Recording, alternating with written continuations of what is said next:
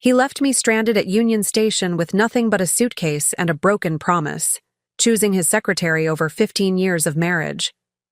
2 years later, I stepped off my private jet at the same city where he had abandoned me, this time as the CEO who had just acquired his entire company. Before we jump back in, tell us where you're tuning in from, and if this story touches you, make sure you're subscribed, because tomorrow I've saved something extra special for you. My name is Catherine Monroe, and this story begins on the most humiliating day of my life, Thursday, October 15th, at 3:47 p.m. on Platform 7 of Chicago's Union Station. I remember the exact time because I kept checking my phone, desperately hoping my husband would return with some reasonable explanation for why he had just walked away from me in the middle of our planned relocation to San Francisco. We had been married for 15 years.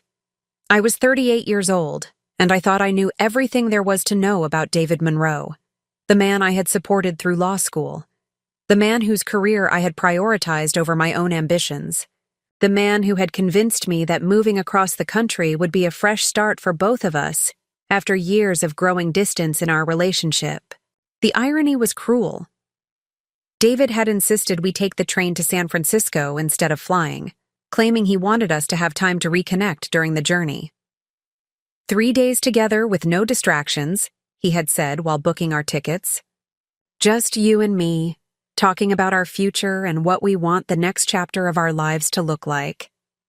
I had been touched by his apparent desire to rebuild our relationship, interpreting his suggestion as evidence that he was finally ready to address the emotional distance that had been growing between us for months. The morning of our departure had started with such promise. David had been unusually attentive, helping me carry our luggage to the station, holding my hand as we walked through the terminal, even stopping to buy me coffee from my favorite vendor. For the first time in months, I felt like we were functioning as a genuine partnership, rather than two strangers sharing the same address.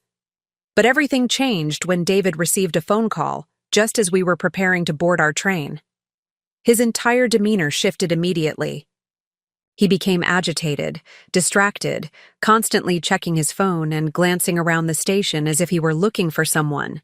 When I asked what was wrong, he dismissed my concerns with vague explanations about work emergencies that required his immediate attention. "Catherine, I need to handle something quickly," he said, his voice carrying a tension I had never heard before. "Wait here with the luggage. I will be back in 15 minutes, and then we can board the train together." He kissed my forehead in a way that felt more like goodbye than temporary separation. But I attributed my unease to the stress of moving and the general anxiety that major life changes inevitably create. I waited on Platform 7 for 3 hours. During the first hour, I remained optimistic, assuming David was dealing with some complex legal matter that required more time than he had anticipated. During the second hour, I began calling his phone repeatedly, receiving no responses and growing increasingly concerned about missing our train departure. During the third hour, I realized that something was fundamentally wrong with our situation. The train to San Francisco departed at 6:15 p.m. without us. I watched from the platform as other couples boarded together, as families settled into their compartments, as people began the journeys they had planned and anticipated. The conductor made final boarding announcements, the doors closed, and the train pulled away from the station, taking with it the future David and I were supposed to be building together. I called David's office, reaching his assistant Rebecca, who had always been polite but distant during our interactions. Her response to my inquiry about David's whereabouts was carefully neutral, but I detected something in her tone that made my stomach tighten with dread. "Mr. Monroe mentioned he had some personal matters to attend to today," she said. "I am not sure when he will be available again." Personal matters. The phrase felt loaded with implications I was not ready to acknowledge. David had never described our move to San Francisco as personal matters. He had always referred to it as our new beginning, our chance to start fresh, our opportunity to rebuild what we had lost along the way. As evening approached and the station began to empty, I found myself sitting alone on a bench with our 2 suitcases, trying to process what was happening. I had no hotel reservation in Chicago, no return ticket home, and no clear understanding of why my husband had abandoned me in one of the country's busiest transportation hubs. The text message arrived at 8:23 p.m., 3 hours after our train had departed. The message was brief, clinical, and devastating in its casual cruelty. "Catherine, I cannot go through with this move. I need space to figure out what I want from me. My life. I will be in touch soon about next steps. Please understand that this is not about you personally. Not about me personally. 15 years of marriage, and David was ending our relationship with the same language he might use to decline. A business proposal. The message contained no explanation, no acknowledgement of the impossible situation he had created, no recognition that abandoning someone at a train station might require more substantial communication than a text message. I called him immediately, but his phone went directly to voicemail. I tried again every 15 minutes for the next 2 hours, receiving the same result each time. It became clear that David was not going to answer my calls, not going to provide explanations, and not going to offer any assistance in resolving the practical problems his abandonment had created. The reality of my situation began to crystallize as the station continued to empty around me. I was stranded in Chicago with no immediate transportation home, no hotel arrangements, and no clear understanding of what had happened to my marriage or my life. More importantly, I was beginning to realize that David's disappearance was not a moment of panic or confusion. His behavior suggested careful planning and deliberate deception. I spent the night in the station, sleeping fitfully on the uncomfortable benches while security guards periodically checked to ensure I was not experiencing a medical emergency. The physical discomfort was nothing compared to the emotional devastation of processing David's betrayal and the complete collapse of the future we had been planning together. Morning brought no communication from David, no explanations, and no solutions to my immediate practical problems. I used the station's Wi-Fi to book a flight back to Boston, drained our joint savings account to pay for the ticket, and began the humiliating process of explaining to friends and family that our move to San Francisco had been canceled due to circumstances I could not fully explain. The flight home was a nightmare of speculation and self-doubt. I replayed every conversation David and I had shared over the previous months, searching for signs I had missed, clues that might have warned me about his intentions. Our relationship had been distant lately, but I had attributed that to work stress and the general challenges of maintaining intimacy after 15 years of marriage. I had never suspected that David was planning to abandon our relationship entirely. But the most devastating realization came when I arrived at our house in Boston and discovered that David had been systematically removing his belongings for weeks. His personal items were gone, his clothes had been cleared from our closet, and his desk had been emptied of everything except furniture that was too large to move discreetly. David had been planning his departure long before our trip to Chicago, making our train station abandonment the culmination of months of deception rather than a spontaneous decision. The evidence suggested that David had been living a double life, maintaining the appearance of our marriage while secretly preparing to end it. The train trip to San Francisco had never been intended as a fresh start for our relationship. It had been David's method for creating physical and emotional distance before revealing his true intentions. Over the following days, the full scope of David's betrayal became clear through conversations with mutual friends and careful examination of our shared financial accounts.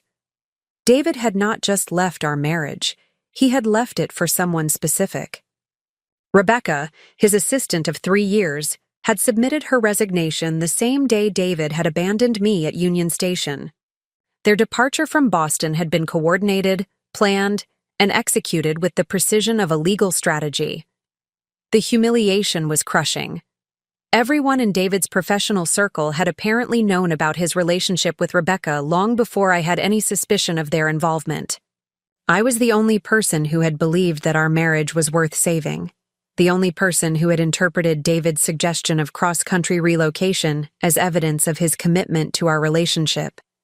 But as I sat in our empty house, surrounded by the remnants of a 15-year partnership that had been systematically dismantled without my knowledge, I began to feel something unexpected alongside the hurt and betrayal. I felt angry.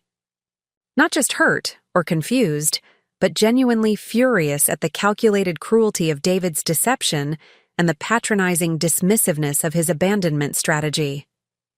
David had treated me like an obstacle to be managed rather than a partner deserving of honesty and respect.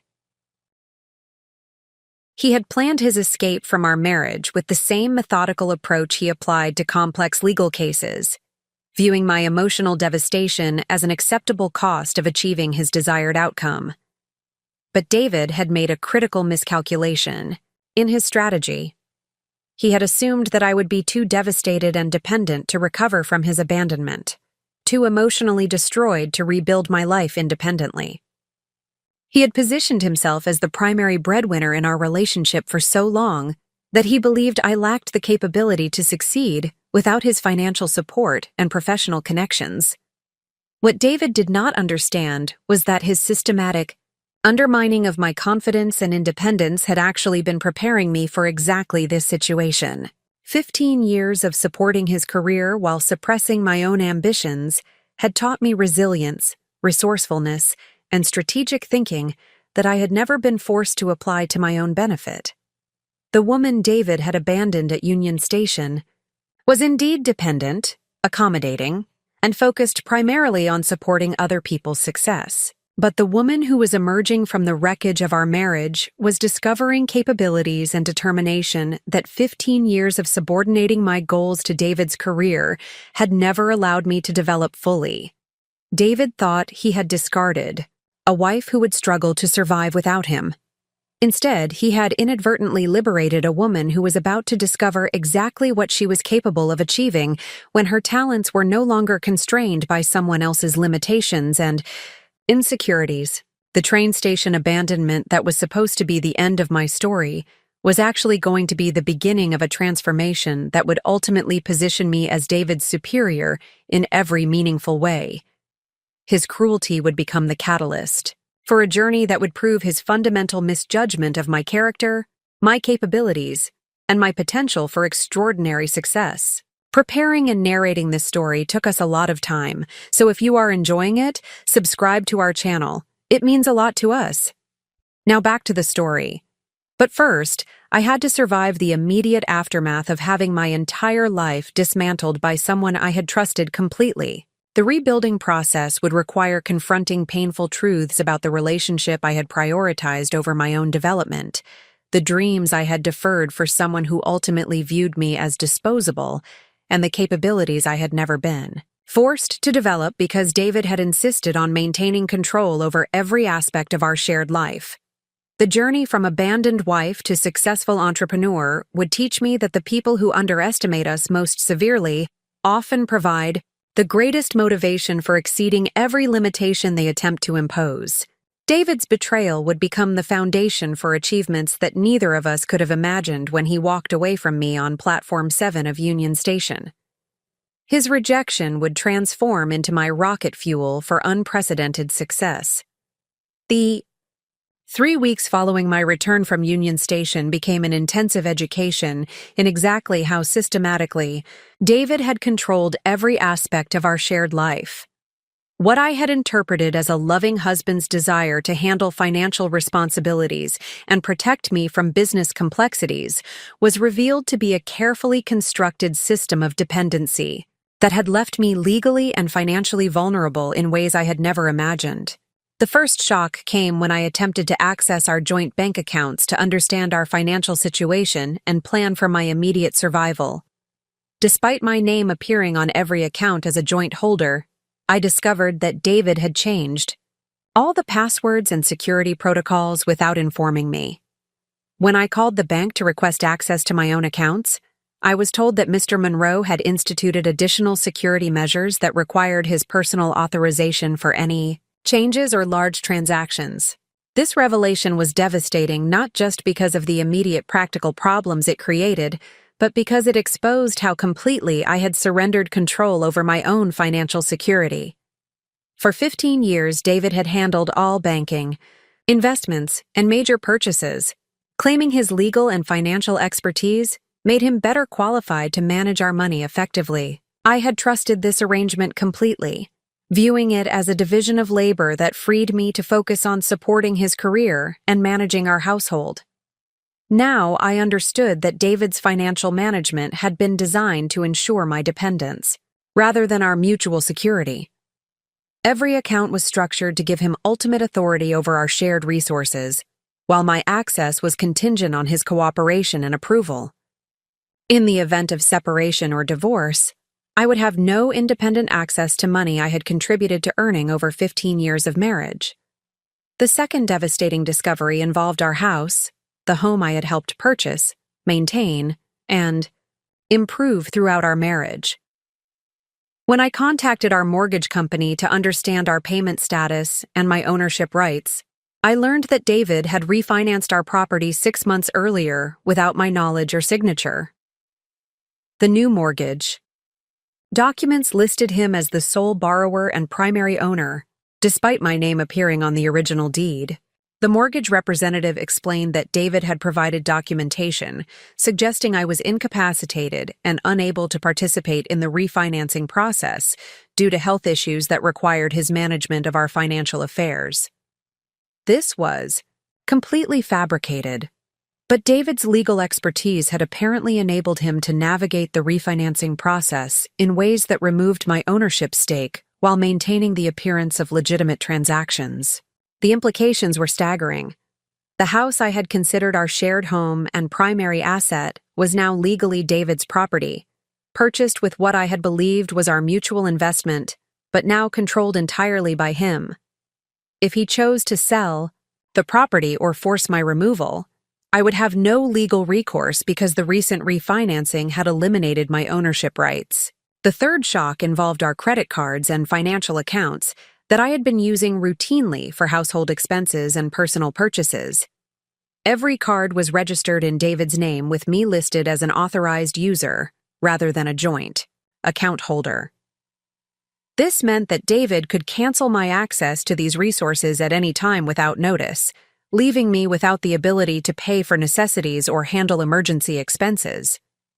This discovery was particularly humiliating because it revealed how completely I had misunderstood the nature of our financial partnership. I had been operating under the assumption that we shared equal access to resources we had both contributed to building. Instead, I had been functioning as David's dependent, authorized to spend money that belonged entirely to him and subject to his discretion regarding my continued access to these funds. The pattern that emerged from these discoveries was clear and devastating. David had been systematically restructuring our financial relationship over the past year to ensure that I would be left with minimal resources and legal protections in the event of our separation. His planning for our divorce had been meticulous and strategic, designed to leave me as vulnerable as possible while preserving his own wealth and security. But the most crushing revelation came when I contacted David's law firm to understand his professional situation and determine whether our separation would affect his income or career prospects. His assistant Rebecca had already submitted her resignation, confirming the personal relationship I had suspected, but the conversation with David's managing partner revealed information that fundamentally changed my understanding of our marriage. David had been promoted to senior partner 6 months earlier, a career advancement that represented a significant increase in his earning potential and professional status.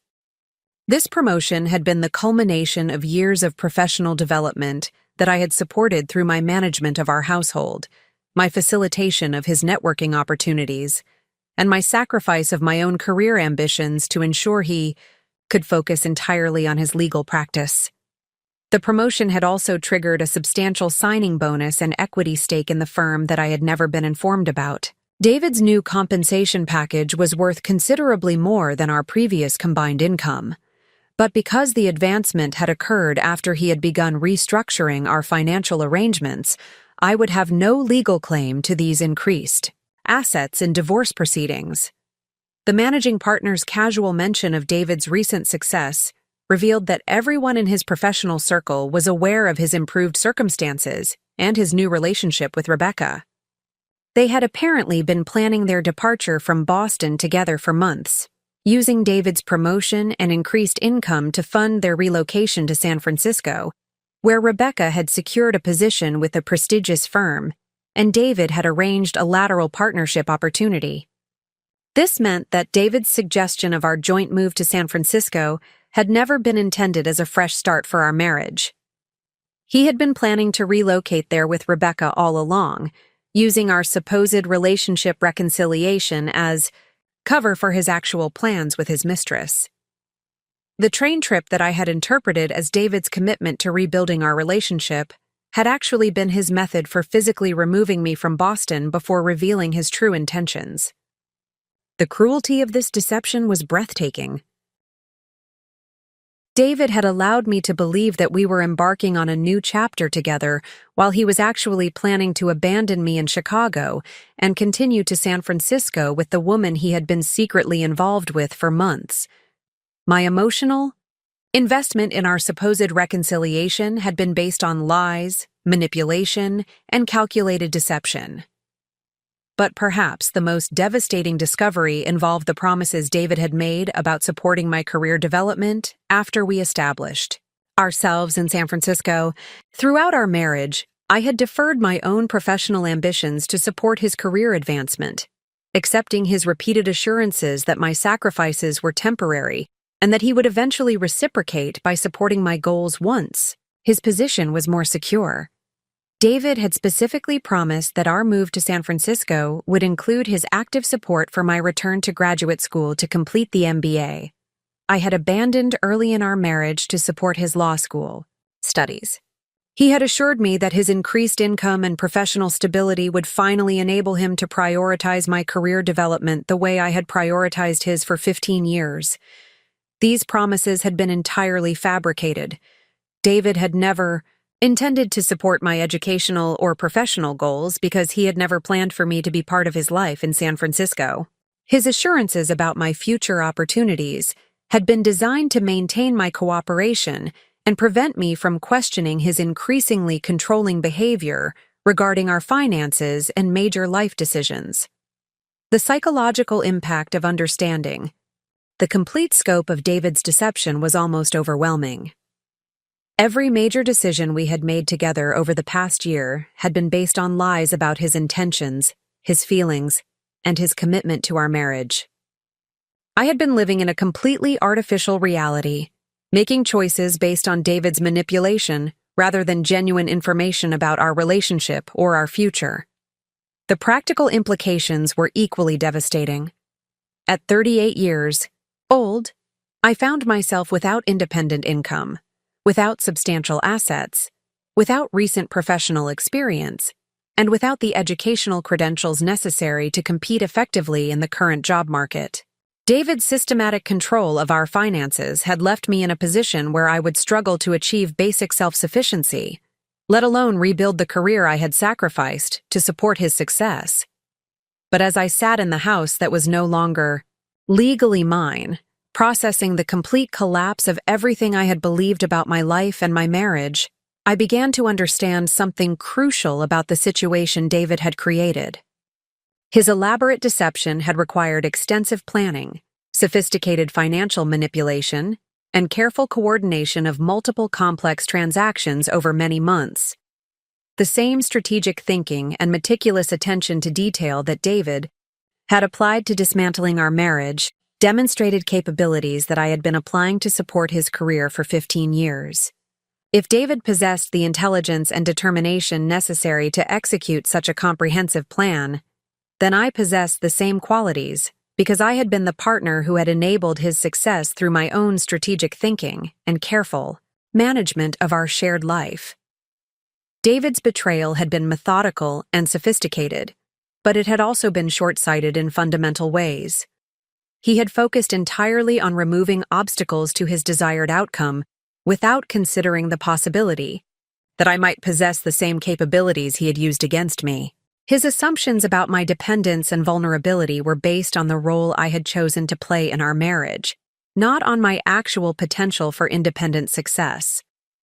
The woman David had systematically positioned as his dependent had been managing complex household finances, coordinating his professional networking, and handling the logistical challenges of supporting a demanding legal career for 15 years. These responsibilities had required exactly the same skills that successful entrepreneurs and business executives use to build and manage organizations. More importantly, David's deception had inadvertently provided me with a comprehensive education in financial manipulation, legal strategy, and systematic planning that I would never have acquired otherwise. By observing his methods for restructuring our financial arrangements and coordinating his escape from our marriage, I had learned techniques for strategic thinking and long-term planning that would be invaluable for building my own independent success. The revelation that David had spent months preparing for his departure while maintaining the facade of our relationship had taught me that appearances could be maintained while pursuing entirely different objectives. If David could simultaneously plan his new life with Rebecca while convincing me that he was committed to our marriage, then I could certainly plan my own recovery and success, while he remained unaware of my capabilities and intentions. David had underestimated me because he had confused the role I had chosen to play with my actual abilities and potential. His systematic undermining of my independence had been designed to ensure my continued dependence, but it had also concealed the development of skills and insights that would be crucial for my eventual transformation. The woman David had abandoned at Union Station was indeed financially dependent and professionally inexperienced. But the woman who was emerging from the wreckage of our marriage was discovering that 15 years of supporting someone else's success had provided her with all the capabilities necessary to build something far more substantial than David had ever achieved. His betrayal would become the foundation for my independence, and his systematic deception would become my education in strategic thinking and long-term planning. The abandonment that was supposed to leave me helpless would instead become the catalyst for discovering exactly what I was capable of achieving when my talents were no longer constrained by someone else's insecurities and control. The 4th week after David's abandonment marked the beginning of what would become the most intensive period of self-discovery in my life. Having spent 3 weeks cataloging the systematic dismantling of our shared existence, I reached a moment of crystalline clarity that would fundamentally alter the trajectory of my future. The devastating inventory of David's deceptions had inadvertently revealed something profound about my own capabilities that 15 years of marriage had never allowed me to recognize fully. The revelation began with something as mundane as organizing our home office to prepare for the inevitable legal proceedings that David's abandonment would require. As I sorted through years of accumulated documents, financial records, and correspondence, I discovered evidence of my own contributions to David's career success that I had never quantified or fully appreciated. The filing cabinets contained letters of gratitude from David's clients, praising his strategic insights and innovative approaches to complex legal challenges. Reading these testimonials with fresh perspective, I began to recognize that many of the strategic insights and innovative approaches these clients attributed to David had actually originated from conversations we had shared about his cases. Throughout our marriage, David had routinely discussed his professional challenges with me, seeking my perspective on client relationships, case strategies, and business development opportunities. I had viewed these conversations as supportive dialogue between spouses, not realizing that my contributions were being integrated into David's professional practice. The pattern became undeniable as I reviewed more correspondence. Clients consistently praised David for his exceptional ability to understand their business perspectives, his innovative approaches to contract negotiations, and his strategic thinking about long-term relationship management. These were precisely the areas where I had provided extensive input during our evening discussions about his caseload and client concerns. More significantly, I discovered drafts of presentations and strategic documents in David's handwriting that clearly showed my editorial contributions and conceptual refinements, my suggestions for restructuring arguments, my insights about client psychology, and my recommendations for communication strategies had been incorporated throughout David's most successful professional projects. The career advancement that had enabled David to plan his elaborate departure from our marriage had been built substantially on intellectual contributions that I had provided without recognition or compensation. This discovery was initially devastating because it confirmed that David had been appropriating my ideas while positioning me as merely a supportive spouse rather than a collaborative partner. But as I continued reviewing the evidence of my contributions to his success, I began to understand something revolutionary about my own capabilities. The strategic thinking, analytical problem-solving, and innovative approaches that had elevated David's career were skills that I possessed independently and could apply to my own professional development. The realization that I had been functioning as an uncredited business consultant for one of Boston's most successful attorneys fundamentally changed my understanding of my own professional potential. David's law practice had grown substantially during our marriage, developing a reputation for sophisticated client service and strategic legal counsel that had attracted some of the region's most prestigious corporate clients. If my contributions had been instrumental in building that reputation, then I possessed consulting capabilities that could be valuable to other organizations facing similar strategic challenges. But the most transformative discovery involved a box of documents that David had apparently overlooked during his systematic removal of personal items from our house.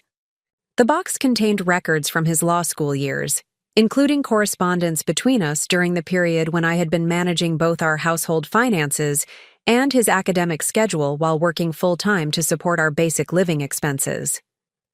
Reading these letters reminded me of the person I had been before marriage had redirected my ambitions toward supporting David's career.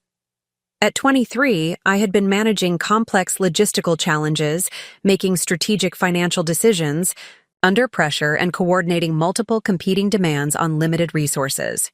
I had been demonstrating exactly the same capabilities that successful entrepreneurs and business executives use to build and scale organizations. The correspondence also revealed that David had been struggling academically until I began helping him develop study strategies, organize his course materials, and manage his time more effectively. His transformation from mediocre law student to top-tier graduate had coincided directly with my increased involvement in supporting his academic success. The legal expertise that had enabled David to manipulate our financial arrangements and plan his escape from our marriage had been developed with my substantial assistance. This historical perspective provided crucial context for understanding how my capabilities had evolved during our marriage. Rather than declining through years of domestic focus, my skills had actually been refined and expanded through the complex challenges of supporting David's career while managing our increasingly sophisticated household responsibilities. I had been operating as his chief of staff, strategic advisor, and operational manager, while he pursued the visible achievements that our partnership had made possible. The documentation also revealed that I had been handling our personal finances with considerable sophistication throughout our marriage. Despite David's assumption of control over major financial decisions, I had been managing our household budget, coordinating our investment contributions, and optimizing our tax strategies. For 15 years, the financial competence that I had demonstrated consistently throughout our marriage was far more advanced than I had ever recognized or received credit for. Most importantly, I discovered correspondence with my graduate school advisor from the MBA program I had abandoned early in our marriage to support David's legal education. Professor Margaret Chen had been encouraging me to continue my business studies, specifically praising my analytical capabilities and strategic thinking, in ways that suggested substantial potential for leadership roles in corporate environments. Professor Chen's letters mentioned specific projects I had completed that demonstrated exceptional understanding of organizational dynamics, market analysis, and strategic planning. She had apparently seen capabilities in my academic work that I had never fully developed because of my decision to prioritize David's career over my own educational advancement. The MBA program that I had left incomplete represented not just abandoned credentials, but abandoned development of skills that were highly valued in contemporary business environments. Reading Professor Chen's assessments of my academic potential provided a completely different framework for understanding my professional capabilities.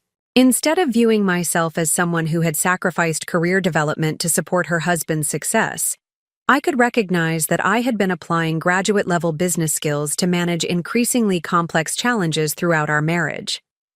The experience I had gained through supporting David's career was actually more comprehensive and practical than most MBA programs provided. The documents also contained information about scholarship opportunities and academic recognition that I had received during my brief time in graduate school. I had been selected for competitive programs and had received financial support that indicated exceptional academic potential.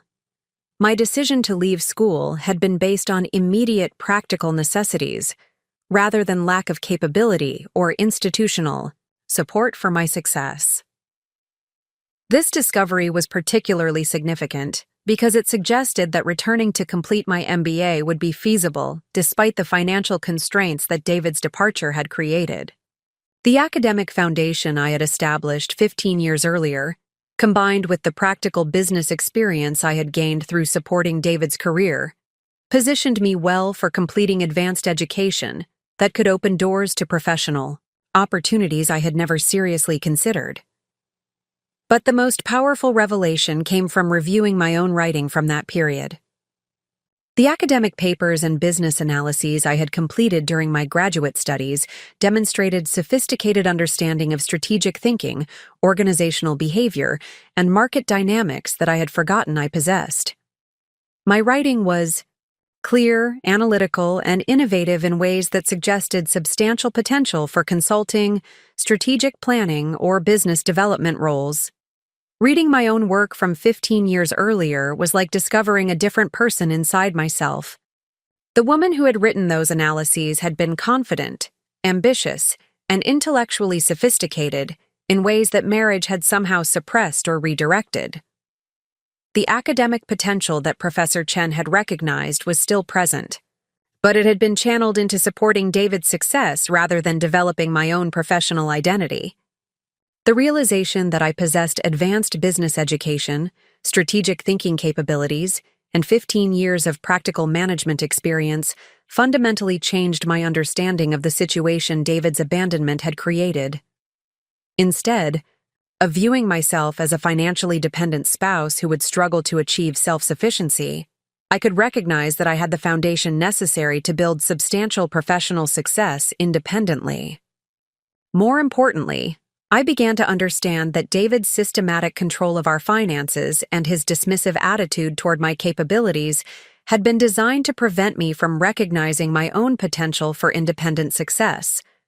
His elaborate deception had been necessary precisely because he understood that I possessed the abilities to rebuild my life without him if I ever chose to apply my skills to my own benefit rather than his. The evidence suggested that David had been deliberately undermining my confidence and limiting my independence because he recognized that I was capable of achieving success that might challenge his position as the primary breadwinner and decision-maker in our relationship. His control had been motivated by insecurity rather than superiority, and his abandonment had been timed to occur when he believed I would be least capable of recovering effectively. But David had miscalculated the impact that discovering his deception would have on my motivation and self-understanding.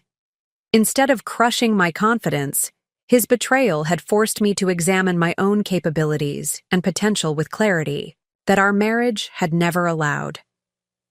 The systematic undermining of my independence had actually prepared me to appreciate the full scope of skills and experience I had developed through managing the complex challenges that our partnership had required.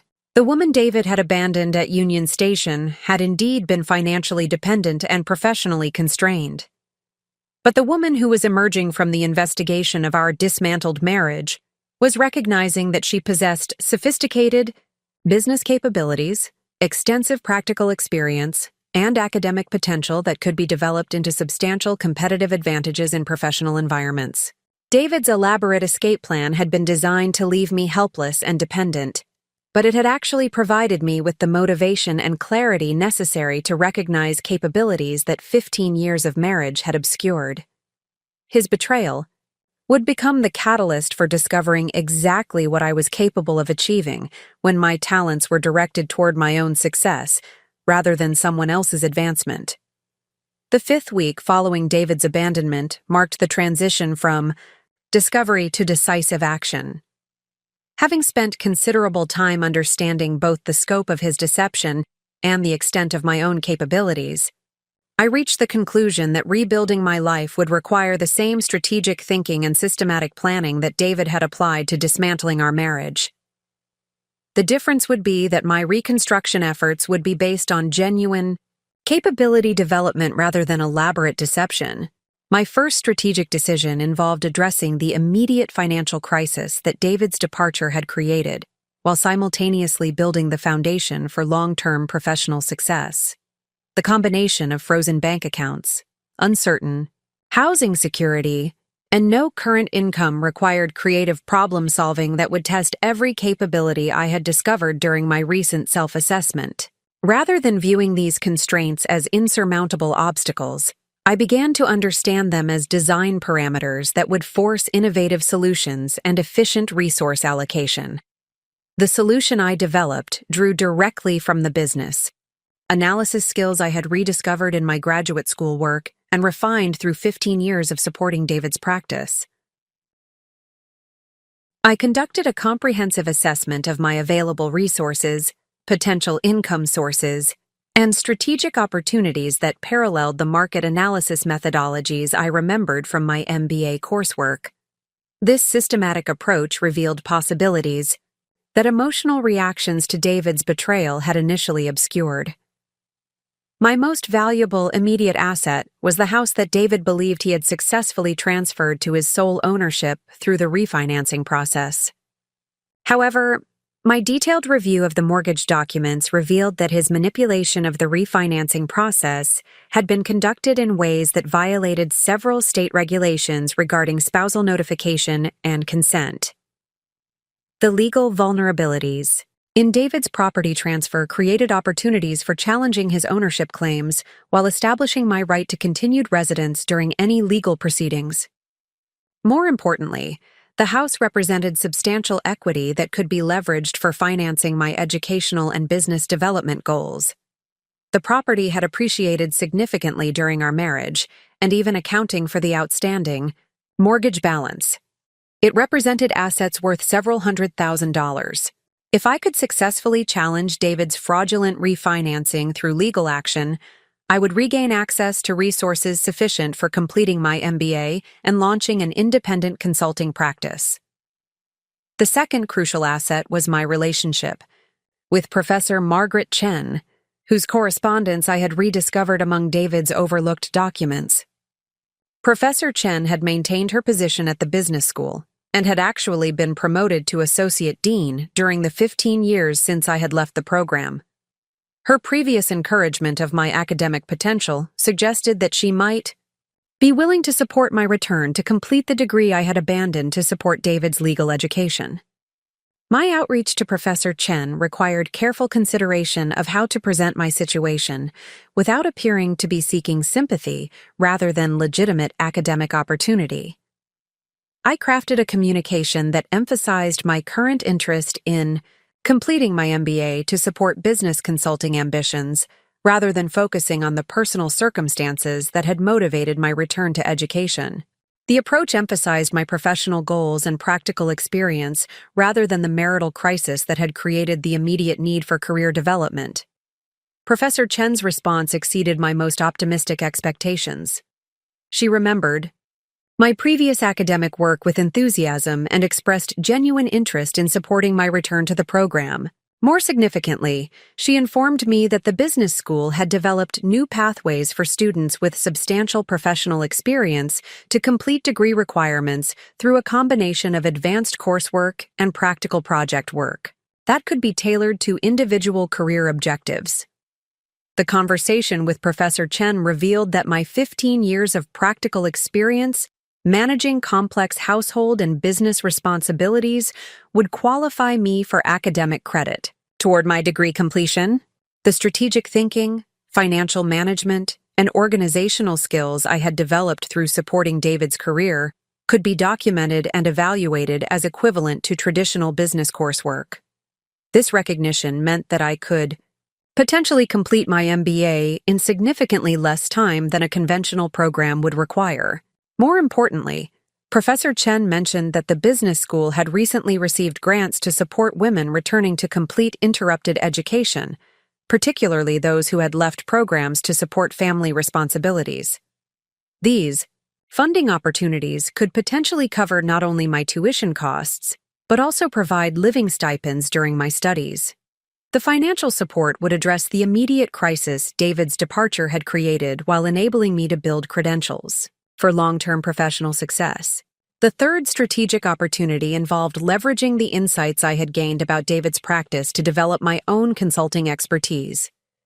My extensive knowledge of his client relationships, business development strategies, and operational challenges provided a comprehensive understanding of the legal services market that few business consultants possessed.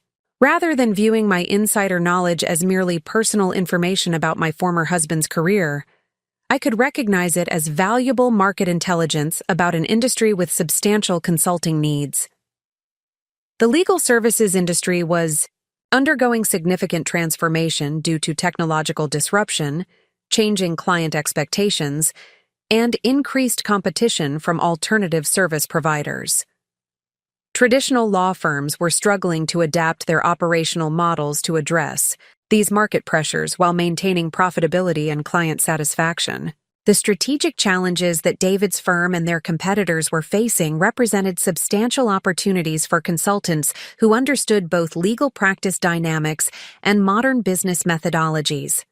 My unique perspective as someone who had supported a successful legal career while maintaining outside business education positioned me to offer consulting services that addressed the intersection between legal expertise and business strategy. Law firms needed guidance on operational efficiency, client relationship management, and strategic positioning that traditional legal education did not provide. My combination of practical experience and business education could be valuable for organizations seeking to modernize their practices without sacrificing professional excellence. The fourth strategic element involved developing the specific expertise and credentials that would differentiate my consulting services from established competitors. The market analysis I conducted revealed that most business consultants working with legal firms lacked deep understanding of legal practice dynamics, while most legal professionals lacked sophisticated business training. My combination of extensive legal practice exposure and advanced business education could create competitive advantages that neither group possessed independently. The specialization I chose to develop focused on organizational transformation for professional services firms transitioning from traditional partnership models to more scalable business structures. This niche required understanding both the cultural dynamics of professional services organizations and the operational strategies necessary for sustainable growth. My experience with David's firm had provided insights into the internal challenges that such organizations faced, while my business education offered frameworks for addressing these challenges systematically. The development process I designed for building this expertise combined completing my MBA with conducting practical consulting projects that would serve as case studies for my emerging practice. Professor Chen supported an approach where my degree completion would include substantial fieldwork with organizations implementing the types of transformations I intended to specialize in. This methodology would provide both academic credentials and practical experience while generating income during my studies. The fifth strategic component involved establishing the operational infrastructure necessary for launching an independent consulting practice.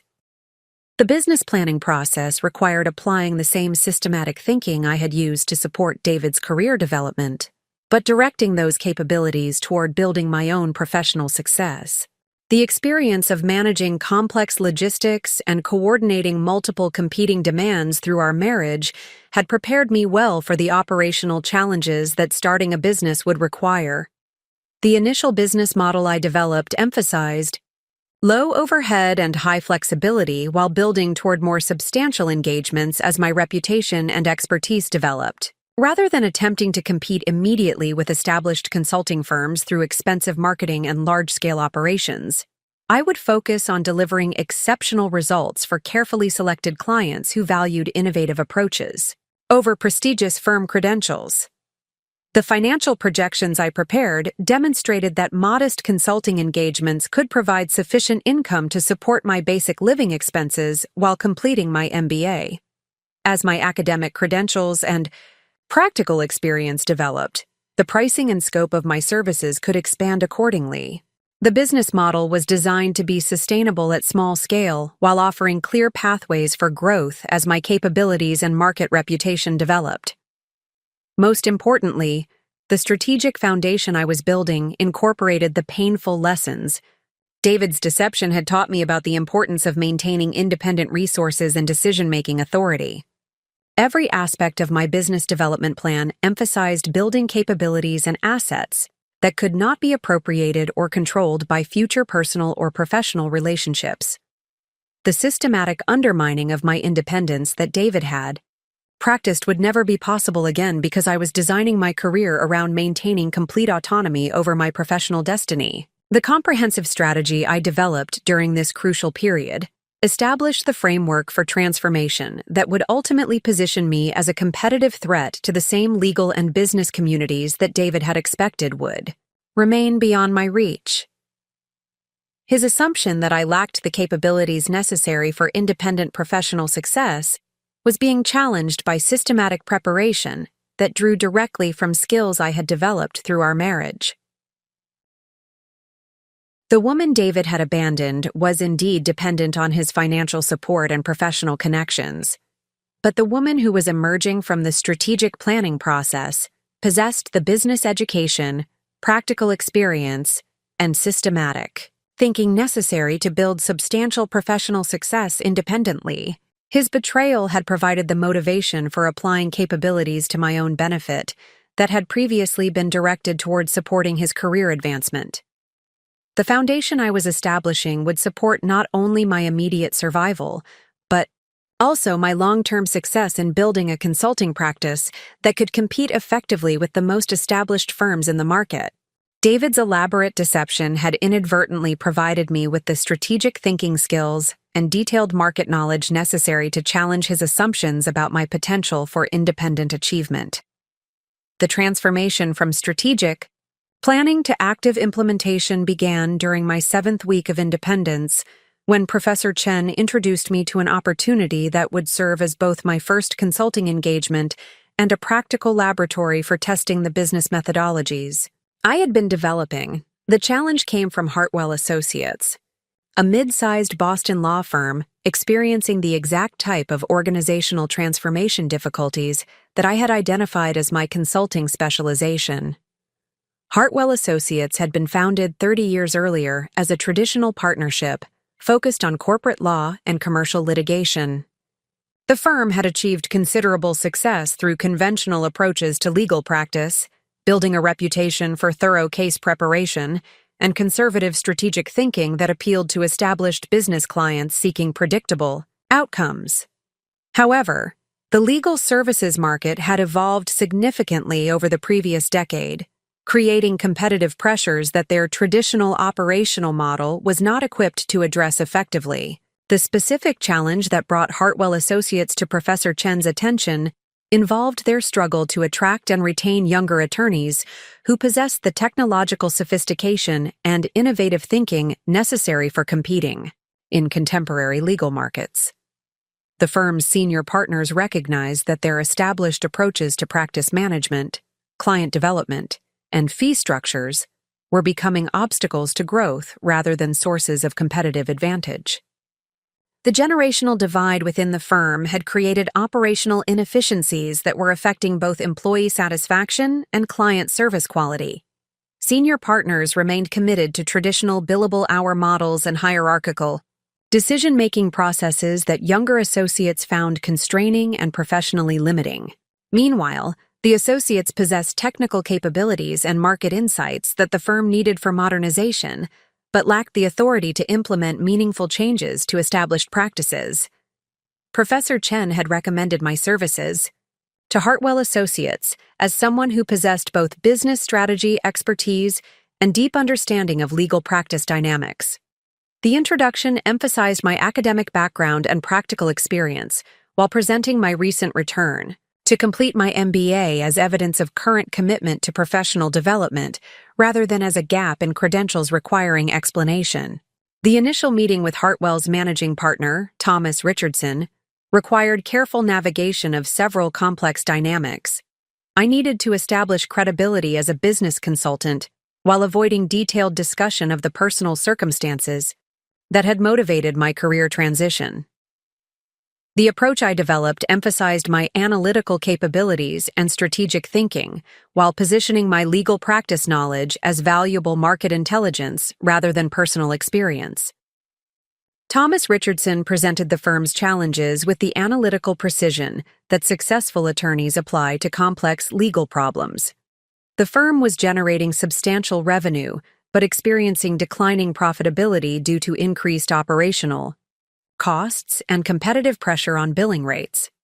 They were losing promising associates to firms that offered more flexible work arrangements and greater opportunities for professional advancement. Most significantly, they were struggling to attract clients who valued innovative approaches to legal problem-solving rather than traditional methodologies alone. The assessment I conducted over the following 2 weeks revealed that Hartwell Associates was experiencing difficulties that extended far beyond simple generational differences or technological adaptation challenges. The fundamental issue involved a misalignment between the firm's organizational culture and the evolving expectations of both legal professionals and sophisticated clients in contemporary markets. The traditional partnership model that had enabled the firm's initial success had become a constraint on their ability to respond quickly to market changes or implement innovative service delivery approaches. Decision-making processes that had been appropriate for a smaller organization were creating bottlenecks that prevented efficient responses to client needs and competitive threats. The compensation structures that had motivated previous generations of attorneys were inadequate for attracting and retaining talent in current market conditions. More importantly, the firm's approach to client relationship management had not evolved to address the sophisticated business challenges that their corporate clients were facing. Legal expertise alone was no longer sufficient for maintaining competitive advantage in markets where clients expected their attorneys to understand broader business contexts and provide strategic guidance that extended beyond narrow legal issues. The solution framework I developed for Hartwell Associates drew directly from the organizational transformation methodologies I had studied during my original MBA coursework, and refined through observing David's practice development over 15 years. The approach emphasized creating alignment between the firm's operational capabilities and the strategic objectives that market conditions required for sustainable success. The first component of my recommendation involved restructuring their service delivery model to provide clients with integrated teams that combine traditional legal expertise with business strategy capabilities. Rather than operating as a collection of individual practitioners who happen to share office space, the firm would function as a collaborative organization where different expertise areas supported comprehensive client solutions. This restructuring required developing new approaches to project management, internal communication, and quality assurance that would ensure consistent service delivery across different practice areas. The implementation process I designed incorporated the systematic thinking and operational efficiency techniques that I had applied to managing David's complex caseload while maintaining high standards for client satisfaction. The second element involved creating career development pathways that would attract ambitious young attorneys while providing meaningful advancement opportunities within the firm's evolving structure. Rather than maintaining rigid hierarchical promotion processes, the firm would implement merit-based advancement criteria that recognized both technical excellence and business development contributions. The new compensation model I proposed included performance incentives that encouraged collaborative behavior and client success, rather than simply rewarding individual billable hour generation. The approach emphasized shared accountability for firm success while providing clear connections between individual contributions and financial rewards. The third component addressed the technological modernization that was essential for competing effectively in contemporary legal markets. However, rather than treating technology adoption as a separate initiative, my approach integrated digital capabilities into comprehensive service delivery improvements that enhanced both efficiency and client value creation. The implementation plan I developed provided specific timelines, resource requirements, and measurement criteria for each transformation component. The methodology emphasized achieving quick wins that would demonstrate progress while building momentum for more substantial changes that would require longer-term commitment and investment. The presentation I delivered to Hartwell's partnership meeting represented my first professional speaking engagement in 15 years, and the initial test of whether my consulting capabilities could create genuine value for sophisticated clients. The preparation process required integrating academic business theory with practical legal industry knowledge while presenting recommendations with the confidence and authority that successful consultants demonstrate when addressing senior executive audiences. The partnership's response exceeded my most optimistic expectations. The analysis I had conducted revealed problems that they had recognized but been unable to articulate clearly, while the solutions I proposed provided actionable approaches to challenges that had seemed intractable under their previous analytical frameworks. Most importantly, the recommendations addressed their immediate operational concerns while establishing foundations for sustainable competitive advantage in evolving market conditions. Thomas Richardson's feedback after the presentation provided crucial validation of my consulting approach and market positioning. He specifically praised my ability to understand both the business challenges that law firms faced and the professional culture considerations that would affect implementation success. The combination of analytical rigor and practical feasibility in my recommendations distinguished my work from other consulting services they had previously considered. The contract that Hartwell Associates offered for implementing my recommendations provided sufficient compensation to address my immediate financial needs while generating the case study evidence necessary for developing my consulting practice. More importantly, the engagement would provide practical experience in managing organizational transformation projects that would enhance my credentials for pursuing similar opportunities with other professional services firms. The 3-month implementation process became an intensive education in translating strategic insights into operational improvements while managing the complex human dynamics that organizational change inevitably creates. The project required applying every capability I had developed through supporting David's career while demonstrating leadership and problem-solving skills that I had never been required to exhibit in our marriage. The results achieved during the Hartwell Associates engagement validated both my consulting methodology and my potential for building a successful independent practice. The firm's operational efficiency improved significantly, their employee satisfaction scores increased measurably, and their client retention rates reached the highest levels in their organizational history. Most importantly, the transformation process had positioned them to compete effectively for the type of sophisticated clients that were driving growth in the legal services market. The success of my first consulting engagement provided concrete evidence that my capabilities extended far beyond the supportive role I had played during my marriage. The strategic thinking, analytical skills, and practical implementation expertise that I had applied to advancing David's career were indeed valuable in competitive professional markets when directed toward independent objectives. The professional recognition that resulted from the Hartwell Associates project created opportunities for additional consulting engagements with other organizations facing similar transformation challenges. The referrals and testimonials generated through my initial success provided the market credibility necessary for building a sustainable consulting practice without relying on expensive marketing or established firm credentials.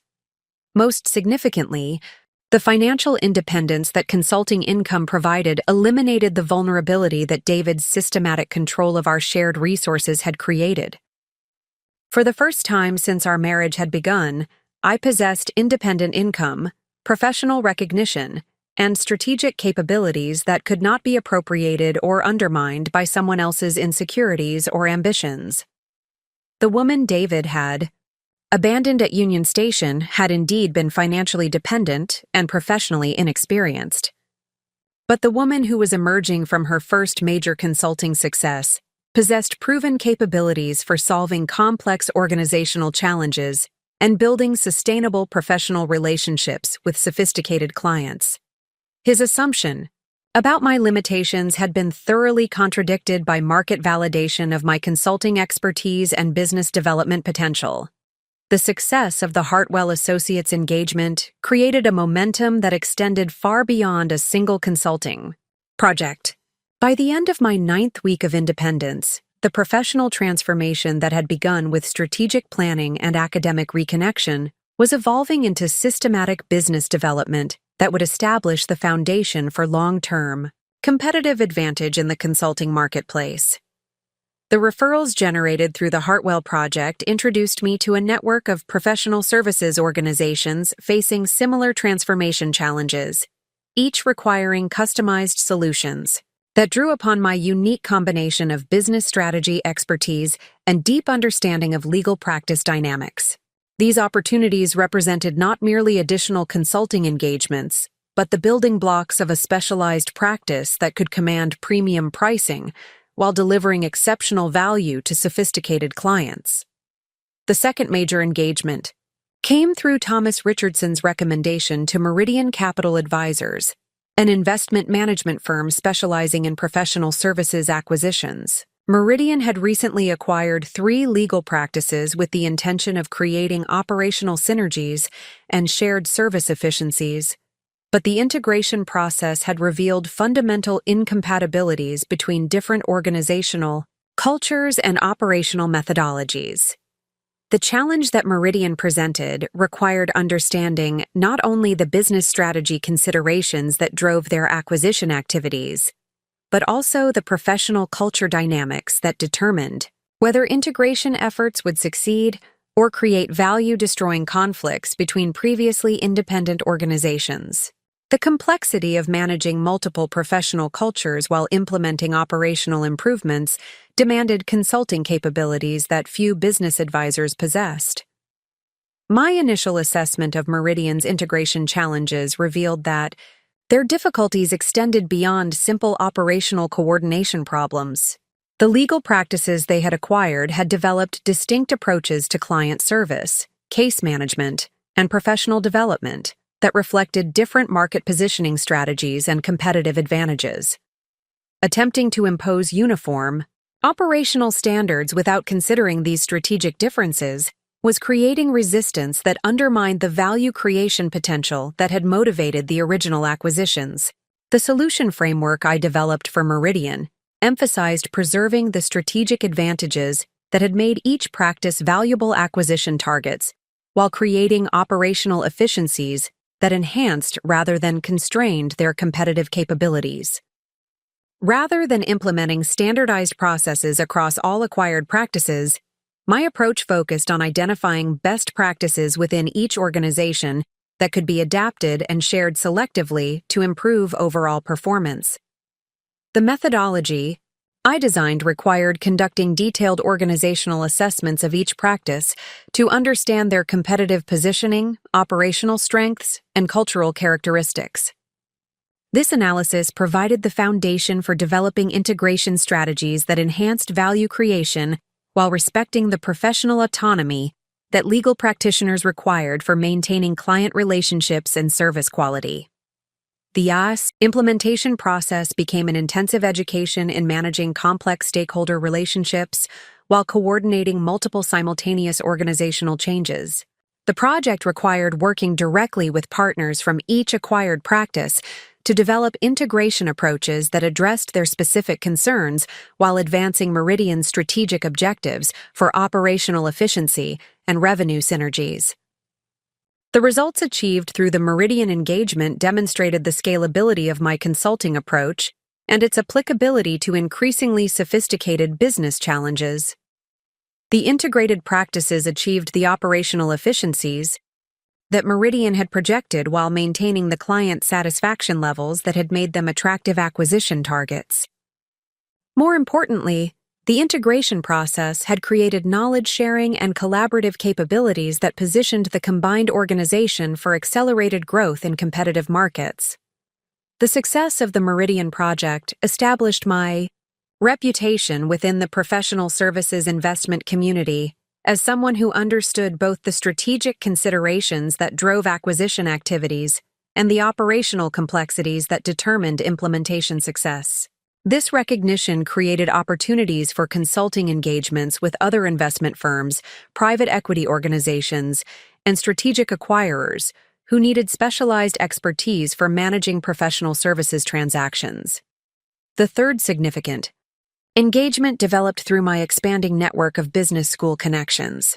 Professor Chen introduced me to the leadership team at Beacon Consulting Group, a management consulting firm that was experiencing rapid growth but struggling to maintain service quality and organizational culture as they scaled their operations. Beyond their original partnership structure, Beacon's challenges represented a different category of organizational transformation problem that required understanding how successful professional services firms could expand their capabilities without compromising the collaborative relationships and quality standards that had enabled their initial success.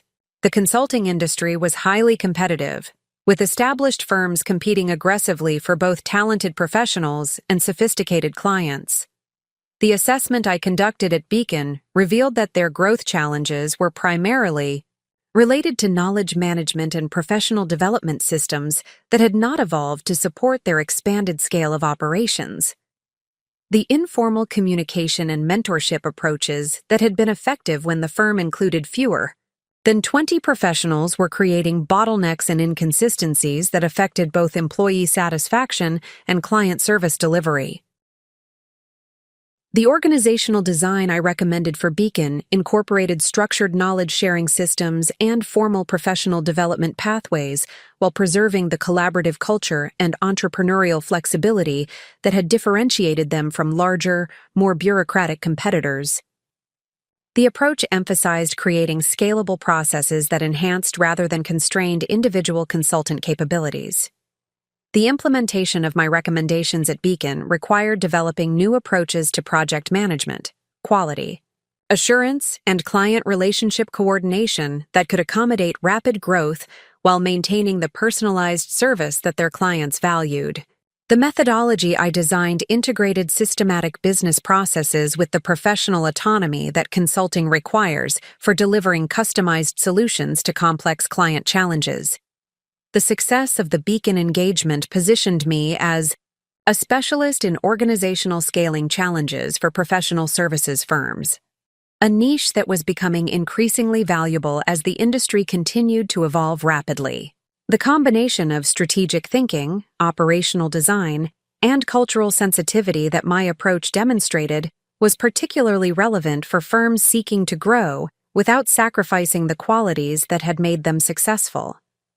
These 3 major consulting engagements, completed within a 4-month period, established both my professional credibility and my financial independence in ways that exceeded my most optimistic projections.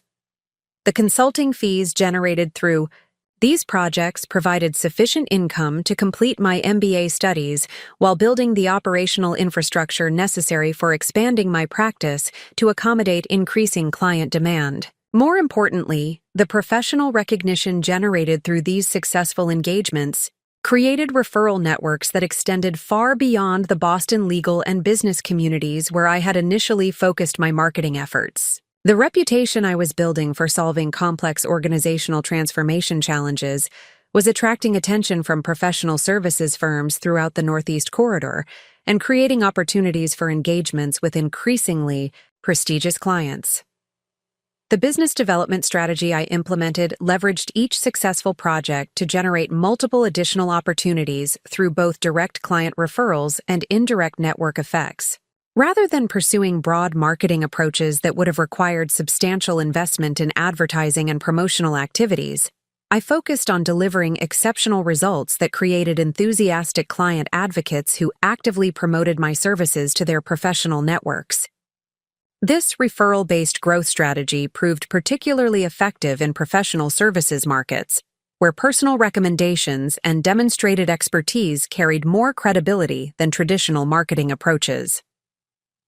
The consulting engagements I was securing through referrals were typically larger in scope and higher in value than projects that resulted from competitive bidding processes, reflecting the confidence that referral sources had in my capabilities. The financial success of my consulting practice enabled me to make strategic investments in professional development and business infrastructure that would support continued growth and competitive positioning. I completed my MBA degree with distinction while maintaining full client commitments, demonstrating the time management and multitasking capabilities that sophisticated clients valued in their consulting relationships. The academic credentials that my degree completion provided enhanced my credibility when pursuing engagements with larger organizations and more complex transformation challenges. The combination of advanced business education, proven consulting success, and specialized expertise in professional services transformation created a unique market position that differentiated my practice from both generalist management consultants and industry specialists who lacked comparable academic credentials. The professional network I had developed through successful client engagements also provided access to strategic partnership opportunities with other specialized consultants whose capabilities complemented my own expertise. These collaborative relationships enabled me to pursue larger engagements that required multidisciplinary teams while maintaining the personalized service and strategic focus that had become the hallmark of my consulting approach. The transformation that had begun with David's abandonment at Union Station had evolved into a sophisticated professional practice that was generating substantial income, building valuable business relationships, and creating opportunities for continued growth in competitive markets. The capabilities that David had systematically undermined during our marriage were now being recognized and compensated by some of the most successful organizations in professional services industries. The woman who had been stranded at the train station with no independent resources or professional prospects was now operating a thriving consulting practice that competed successfully with established firms for prestigious engagements. The strategic thinking, analytical capabilities, and operational expertise that David had appropriated for his own career advancement were being applied to building something far more substantial and sustainable than anything he had achieved independently.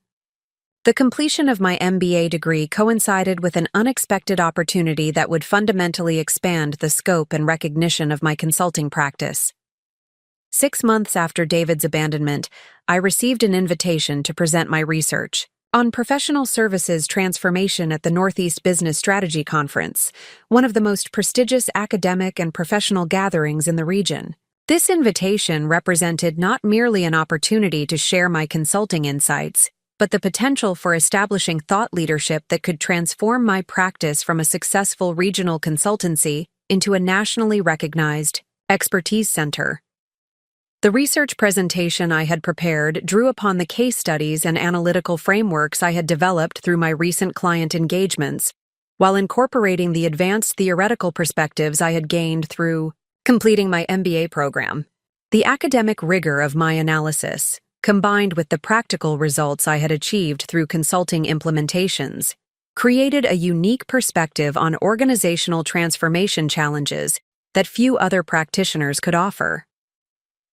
The conference presentation required distilling complex organizational transformation methodologies into accessible insights that would be valuable for both academic researchers and practicing business executives. The preparation process demanded the same systematic thinking and strategic communication skills I had applied to client consulting engagements.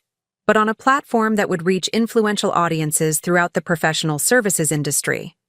The title of my presentation, Cultural Integration Strategies for Professional Services Acquisitions, Beyond Operational Efficiency, reflected the specialized expertise I had developed through working with organizations like Meridian Capital Advisors.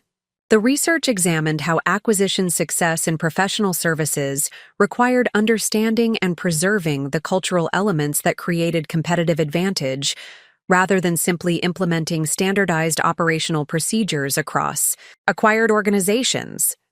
The audience for my presentation included senior executives from major consulting firms, investment professionals specializing in professional services transactions, and academic researchers studying organizational behavior in knowledge-intensive industries. The diversity of perspectives represented in the audience created both opportunities for networking and challenges for communicating insights that would be relevant across different professional contexts. The reception of my presentation exceeded every expectation I had developed about the potential impact of academic conference participation. The analytical framework I presented for managing cultural integration during professional services acquisitions generated substantial interest from both academic researchers and practicing executives who were struggling with similar challenges in their own organizations. The question and discussion period following my presentation revealed that the transformation challenges I had addressed through my consulting work were representative of broader industry trends affecting professional services firms throughout North America. The methodologies I had developed for specific client engagements had applications for a much larger market of organizations facing similar strategic and operational challenges. Most significantly, the presentation attracted attention from several major consulting firms and professional services investment organizations that were seeking specialized expertise for managing their own acquisition and integration activities. The combination of academic credentials, proven consulting results, and specialized knowledge that my presentation demonstrated positioned me as a valuable resource for organizations pursuing growth strategies that required sophisticated organizational transformation capabilities. The networking opportunities that developed through conference participation introduced me to business development possibilities that would have taken years to identify through traditional client development approaches. The professional relationships I established with senior executives from major firms created direct access to decision-makers who could authorize substantial consulting engagements without competitive bidding processes. The first major opportunity that resulted from conference networking came through a conversation with Patricia Williams, the managing director of strategic development at Pinnacle Consulting Group, one of the largest management consulting firms in North America. Pinnacle was planning a series of acquisitions in specialized consulting niches and needed expertise for managing the integration processes that would determine whether these investments created value or destroyed the competitive advantages that had made the acquired firms attractive targets. The scope of the engagement that Patricia proposed would require developing comprehensive integration frameworks for multiple simultaneous acquisitions, each involving different organizational cultures and market positioning strategies.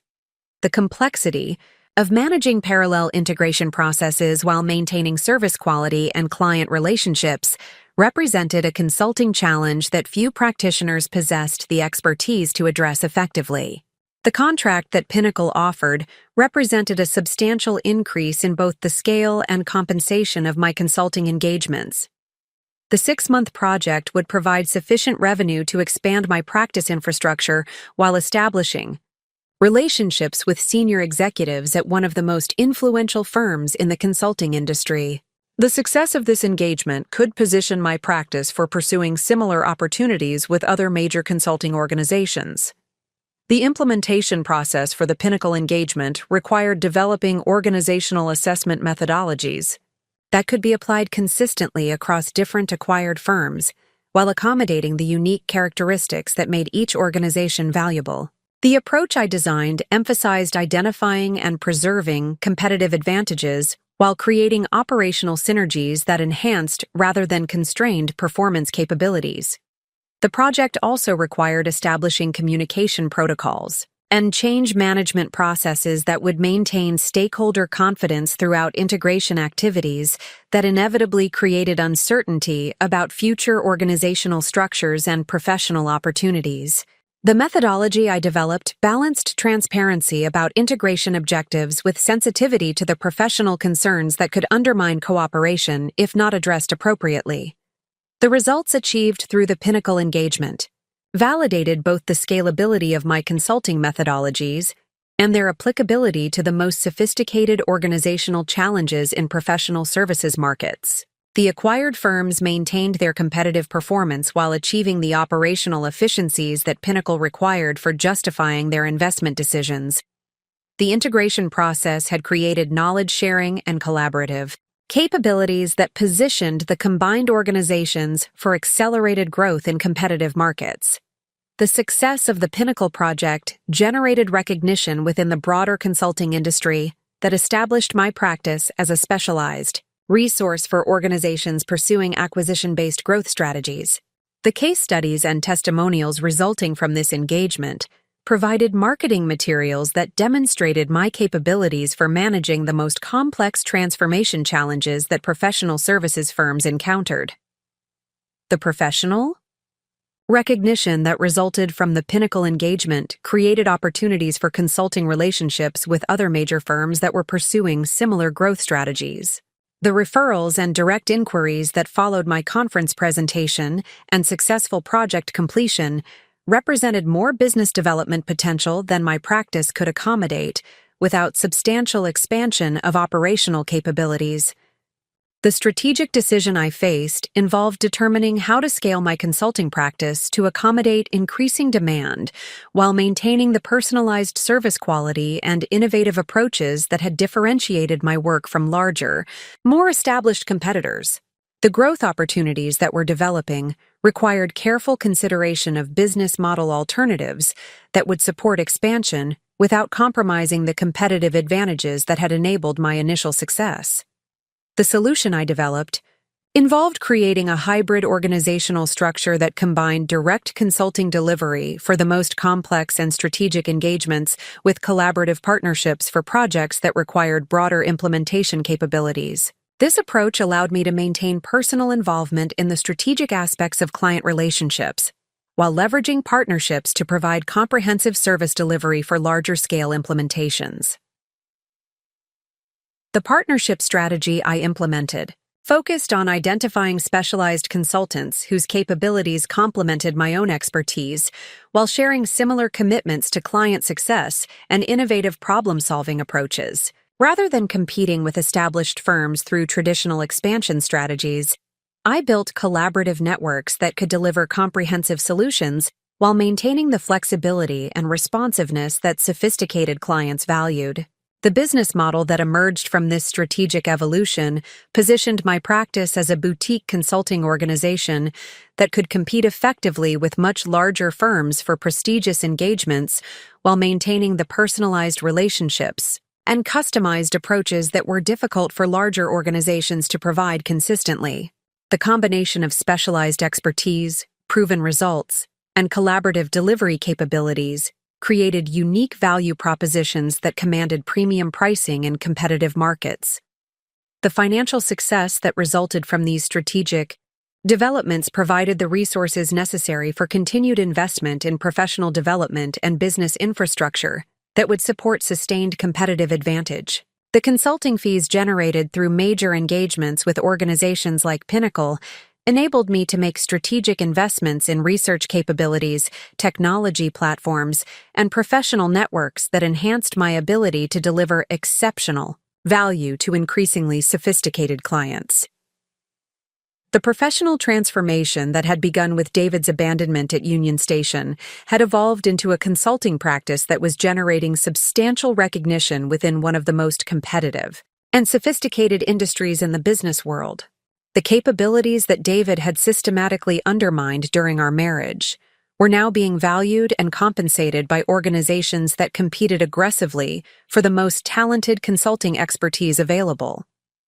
The woman who had been stranded at the train station with no professional prospects was now recognized as a thought leader, whose insights were sought by senior executives at major consulting firms and professional services organizations. The strategic thinking and analytical capabilities that David had appropriated for his own career advancement were being applied to building something far more substantial and influential than anything he had achieved through his legal practice. The success of my engagement with Pinnacle Consulting Group created ripple effects that extended far beyond the immediate consulting relationship, establishing connections that would fundamentally transform the scale and geographic reach of my professional practice.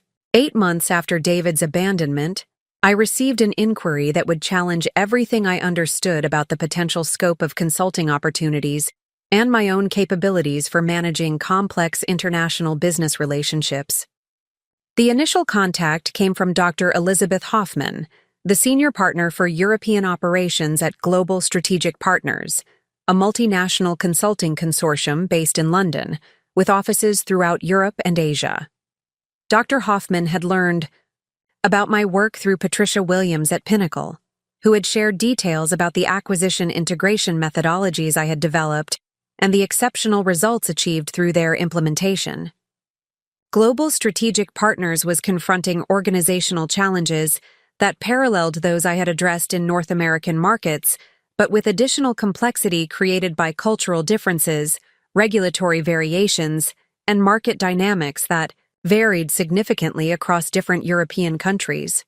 The consortium had been formed through acquisitions of established consulting firms in major European markets, but the integration process had revealed fundamental incompatibilities that threatened to undermine the operational synergies and strategic advantages that had motivated the original consolidation strategy. The scope of the challenge that Dr. Hoffman described required understanding not only the business strategy considerations that drove international consulting operations, but also the cultural and regulatory factors that influenced how professional services were delivered across different national markets. The complexity of managing multiple organizational cultures while navigating varying legal frameworks and client expectations demanded consulting capabilities that few practitioners had developed through domestic market experience alone. My initial assessment of Global Strategic Partners integration challenges revealed that their difficulties extended beyond the organizational transformation problems I had addressed in previous engagements. The consulting practices they had acquired had developed distinct approaches to client engagement, service delivery, and competitive positioning that reflected different national business cultures and regulatory environments. Attempting to standardize operational procedures across these diverse contexts was creating resistance that undermined both employee satisfaction and client relationship quality. The methodology I developed for Global Strategic Partners emphasized understanding and leveraging cultural differences as sources of competitive advantage rather than treating diversity as an obstacle to operational efficiency. The approach required conducting comprehensive assessments of each national practice to identify their unique strengths and market positioning capabilities, then developing integration strategies that preserved these advantages while creating collaborative opportunities that enhanced overall consortium value. The implementation process required extensive travel throughout Europe to work directly with senior partners in each national practice, understanding their specific market conditions and developing customized approaches to integration that addressed their particular concerns while advancing Global Strategic Partners' strategic objectives for operational coordination and knowledge sharing. The cultural complexity of this engagement provided an intensive education in international business dynamics that expanded my understanding of consulting challenges beyond anything I had encountered in North American markets. Working with practices in London, Frankfurt, Milan, and Amsterdam required adapting my analytical frameworks and communication approaches to accommodate different professional cultures while maintaining consistency in strategic objectives and quality standards. The results achieved through the Global Strategic Partners engagement demonstrated the international applicability of my consulting methodologies and their effectiveness in addressing organizational challenges that transcended national boundaries. The integrated practices achieved improved operational coordination while maintaining the local market expertise and client relationships that had made them valuable acquisition targets.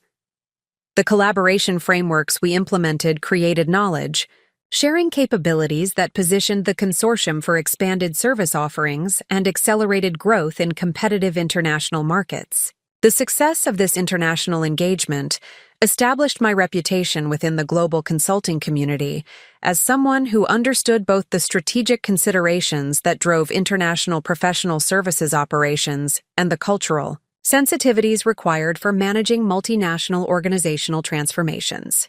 This recognition created opportunities for consulting relationships with other international firms and multinational corporations seeking specialized expertise for managing complex cross-border integration challenges.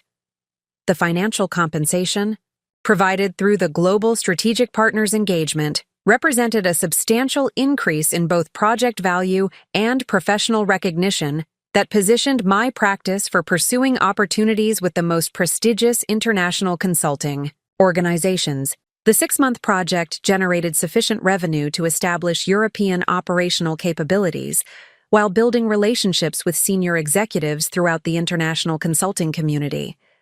The strategic decision I faced involved determining how to leverage this international success to build sustainable competitive advantages in global consulting markets, while maintaining the specialized focus and personalized service quality that had differentiated my work from larger, more generalized competitors. The opportunities that were developing required careful consideration of expansion strategies that would support international growth without compromising the innovative approaches and client relationship quality that had enabled my initial success. The solution I developed involved establishing strategic partnerships with specialized consultants in key international markets who shared similar commitments to excellence and innovative problem-solving approaches. Rather than attempting to build traditional international offices that would require substantial infrastructure investment and operational complexity, I created collaborative networks that could deliver comprehensive services while maintaining flexibility and responsiveness to local market conditions. The partnership framework I implemented focused on identifying established consultants in major international markets whose capabilities complemented my own expertise while maintaining compatible approaches to client service and professional excellence. These collaborative relationships enabled me to pursue international engagements that required local market knowledge and regulatory understanding, while providing partners with access to specialized transformation methodologies and strategic frameworks. The business model that emerged from this international expansion positioned my practice as a global boutique consulting organization that could compete effectively with multinational firms for prestigious engagements while maintaining the personalized relationships and customized approaches that were particularly valued by sophisticated international clients. The combination of specialized expertise, proven international results, and local market partnerships created unique value propositions that commanded premium pricing in competitive global markets. The professional recognition generated through international consulting success also created opportunities for thought leadership and academic collaboration that extended my influence beyond direct client relationships. The case studies and analytical frameworks developed through international engagements provided valuable research material that contributed to academic publications and conference presentations that established my expertise within the global consulting research community.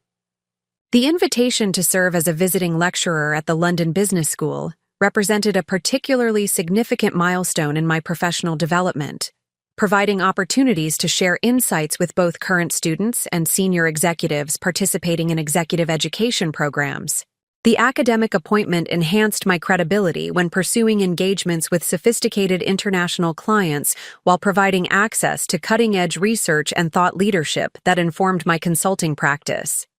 The teaching responsibilities at London Business School required developing comprehensive frameworks for international organizational transformation that integrated the practical methodologies I had refined through client engagements with the theoretical perspectives that academic research provided. The curriculum I developed for executive education programs became a valuable resource for both academic instruction and consulting practice development. The international success of my consulting practice also created opportunities for strategic investments in technology platforms and research capabilities that supported continued innovation and competitive differentiation. The consulting fees generated through major international engagements enabled me to develop proprietary analytical tools and knowledge management systems that enhanced my ability to deliver exceptional value to increasingly sophisticated global clients. The transformation that had begun with systematic planning in my Boston home had evolved into an international consulting practice that was generating substantial recognition within the global professional services community. The strategic thinking and analytical capabilities that David had systematically undermined during our marriage were now being valued and compensated by organizations that competed internationally for the most sophisticated consulting expertise available. The woman who had been abandoned at Union Station with no international experience or global business understanding was now recognized as an expert whose insights were sought by multinational organizations facing their most complex transformation challenges. The consulting methodologies I had developed through addressing domestic market challenges had proven effective in international contexts that demanded cultural sensitivity, regulatory understanding, and strategic sophistication that few practitioners possessed. The financial independence and professional recognition that international consulting success provided eliminated any remaining traces of the vulnerability that David's systematic control had created during our marriage. The capabilities that he had appropriated for his own career advancement were being applied to building something with global reach and influence that exceeded anything his domestic legal practice could achieve. 10 months after David's abandonment had shattered what I believed was my settled life, I received an opportunity that would fundamentally challenge my understanding of professional success and financial achievement. The invitation came from Jonathan Marcus, the founding partner of Sterling Capital Management, one of the most prestigious private equity firms specializing in professional services acquisitions throughout North America and Europe. Sterling Capital had been monitoring my consulting practice through their extensive network of industry contacts and portfolio company relationships. The combination of rapid growth, specialized expertise, and proven international capabilities that my practice had demonstrated represented exactly the type of investment opportunity that Sterling pursued for their professional services portfolio. Jonathan's initial approach was not merely about acquiring my consulting business, but about positioning it as the foundation for building a comprehensive transformation consulting platform that could serve their portfolio companies and compete effectively in global markets. The preliminary discussions with Sterling Capital revealed the substantial value that my consulting practice had achieved through strategic development and successful client relationships. The financial projections that Jonathan presented demonstrated that my business had grown to represent a multi-million-dollar enterprise that commanded premium valuations in competitive acquisition markets. The recognition that my consulting practice was worth more than David's legal career had ever achieved provided profound validation of the transformation journey that had begun with his cruel abandonment. The acquisition proposal that Sterling developed offered two strategic alternatives that would determine the future direction of my professional development. The first option involved selling my consulting practice to Sterling for immediate financial compensation that would provide complete independence and substantial wealth. The second alternative involved partnering with Sterling to build a larger consulting organization that would combine my specialized expertise with their resources and portfolio company relationships to create a dominant position in transformation consulting markets. The strategic analysis required for evaluating these alternatives drew upon every capability I had developed through building my consulting practice while considering factors that extended far beyond immediate financial considerations. The decision would determine whether I would achieve financial independence through successful exit from entrepreneurial activities or continue building something larger that could compete with the most established firms in professional services markets. The due diligence process that Sterling conducted provided comprehensive validation of the business model and competitive advantages that I had developed through systematic strategic thinking and client relationship management. Their assessment confirmed that my consulting methodologies, client relationships, and international partnerships represented valuable intellectual property that commanded premium pricing in competitive consulting markets. The valuation analysis that Sterling's financial team completed demonstrated that my consulting practice had achieved growth rates and profitability margins that exceeded industry benchmarks for specialized professional services firms. The combination of innovative methodologies, proven results, and expanding client base had created an enterprise value that positioned my practice among the most successful consulting businesses in transformation specializations. The client testimonials and case studies that comprised Sterling's market research revealed the exceptional reputation that my practice had achieved within the professional services community.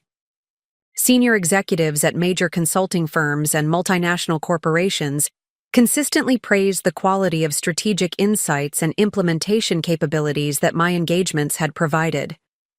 The market recognition that these testimonials demonstrated validated the competitive advantages that had enabled rapid business growth and premium pricing. The strategic partnership discussions with Sterling also revealed opportunities for expanding my consulting practice into new market segments and geographic regions that would have been impossible to pursue independently. Their portfolio companies included professional services firms throughout North America and Europe that were facing transformation challenges similar to those I had addressed through previous engagements. The potential client base that Sterling's relationships provided could support substantial practice expansion while maintaining the specialized focus that had differentiated my work from larger, more generalized competitors. The financial modeling that Sterling prepared for the partnership alternative projected revenue growth and market penetration possibilities that exceeded my most optimistic projections for independent practice development. The combination of my specialized expertise with Sterling's resources and client relationships could create a consulting organization capable of competing with major multinational firms while maintaining the innovative approaches and personalized service quality that sophisticated clients valued. The decision-making process required careful consideration of personal and professional objectives that extended beyond immediate financial benefits. The partnership with Sterling would provide resources for building something substantially larger than my current practice while requiring commitment to growth strategies and operational scales that would fundamentally change the nature of my professional activities. The alternative of accepting their acquisition offer would provide immediate financial independence, while ending the entrepreneurial journey that had become central to my professional identity. The strategic framework I developed for evaluating these alternatives incorporated lessons learned through building my consulting practice, while considering my long-term objectives for professional fulfillment and competitive achievement. The analysis emphasized maintaining the innovative approaches and client relationship quality that had enabled my initial success while pursuing opportunities for expanded influence and market impact. The professional advisors I consulted during this evaluation process included Professor Chen, whose academic perspective provided valuable insights about the strategic implications of different growth alternatives. Her analysis emphasized the importance of maintaining intellectual challenge and professional autonomy regardless of the financial structure chosen for future development. The legal counsel I retained for managing the Sterling negotiations drew upon expertise in professional services transactions while ensuring that any agreement preserved my ability to continue developing innovative consulting approaches and maintaining direct client relationships. The contractual frameworks we developed protected the intellectual property and market positioning that had become the foundation of my consulting practice.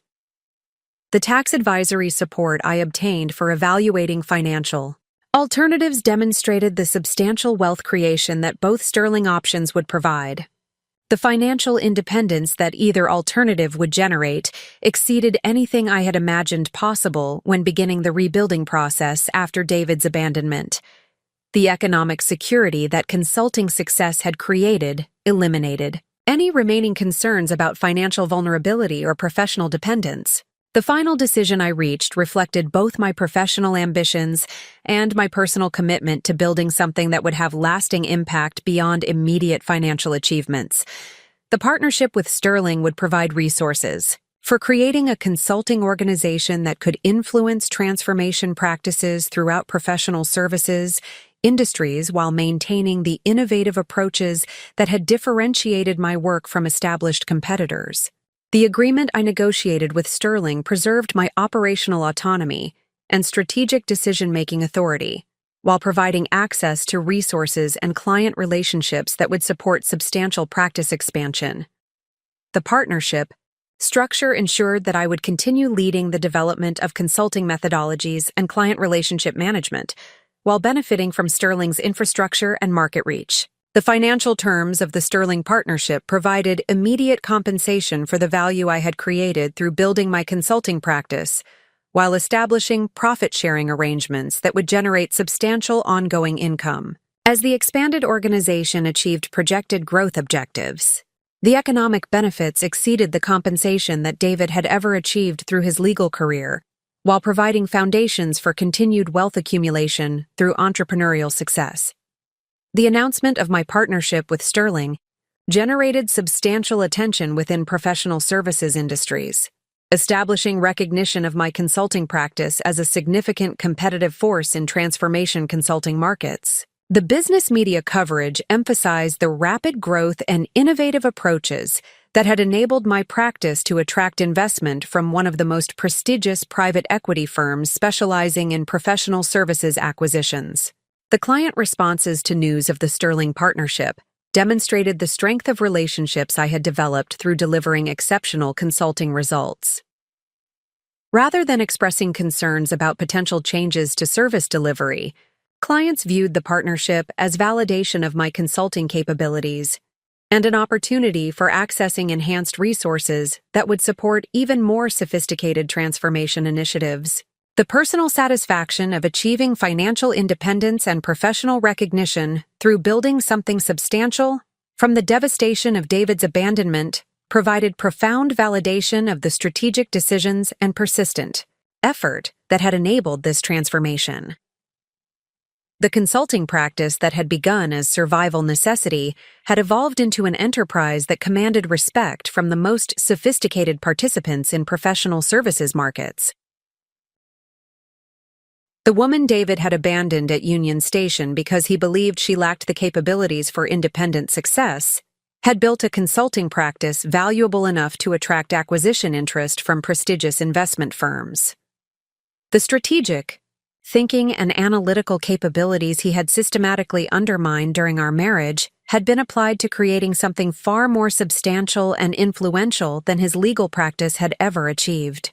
The partnership with Sterling Capital Management catalyzed a transformation that extended far beyond the expansion of my consulting practice into a comprehensive organizational development platform. Within the first quarter of our collaboration, the enhanced resources and strategic relationships that Sterling provided enabled me to pursue opportunities that would have required years to develop through independent business growth. The systematic approach to platform development that we implemented demonstrated how strategic partnerships could amplify individual expertise into market-leading capabilities that commanded premium positioning in competitive professional services markets. The initial phase of platform development focused on codifying the transformation methodologies I had refined through individual client engagements into scalable frameworks that could be implemented consistently across diverse organizational contexts. The intellectual property development process required translating practical consulting insights into systematic approaches that maintained effectiveness while enabling broader application through expanded consulting teams and multiple simultaneous engagements. The methodology documentation process became an intensive examination of the strategic thinking and analytical frameworks that had enabled my consulting success.